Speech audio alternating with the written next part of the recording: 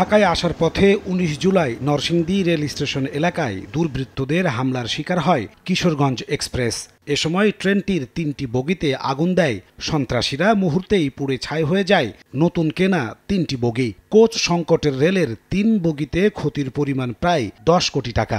দেশের সম্পদ আসলে দুর্বৃত্তরা পুড়িয়ে দিয়েছে, কাজটা টোটালি ঠিক করে নাই। যারা দুর্বৃত্তরা পোড়াইছে ওরা কি এই ট্রেনে উঠবে না?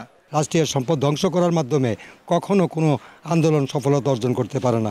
রাষ্ট্রীয় সম্পদ ক্ষতি করা মানে এরা দেশের শত্রু, এরা জাতির শত্রু, এরা বাংলাদেশের শত্রু। এছাড়াও সেদিন দেশের বিভিন্ন প্রান্তে হামলা করা হয় সোনার বাংলা, কক্সবাজার, পারাবত এক্সপ্রেস সহ কয়েকটি ট্রেনে। এতে ক্ষতিগ্রস্ত হয় বেশ কিছু কোচ, আহত হয় কয়েকজন রেলকর্মী। রেলওয়ে মহাপরিচালক জানান, নাশকতায় ২-১টি স্থানে সিগন্যাল ব্যবস্থাও ক্ষতিগ্রস্ত হয়েছে।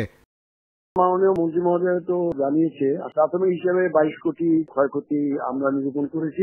কিছু কিছু জায়গায় সিগন্যালিং ব্যবস্থায় সমস্যা তৈরি হয়েছে। বিভিন্ন বগিতে যেগুলো জানালার কাঁচ ভেঙে দেওয়া, ক্ষতিগ্রস্ত করা, কোচগুলো ক্ষতিগ্রস্ত করা। ১৯ জুলাই থেকে সারা দেশে কারফিউ জারি হলে বন্ধ হয়ে যায় রেল চলাচল। এতে বিপুল ক্ষতির সম্মুখীন হয় রাষ্ট্রীয় এই সেবা খাত। প্রথম পর্যায়ে ১৯ থেকে ২৪ জুলাই পর্যন্ত ৬ দিনের আগাম টিকিটের টাকা ফেরত দেওয়ার কার্যক্রম শুরু করেছে রেলওয়ে।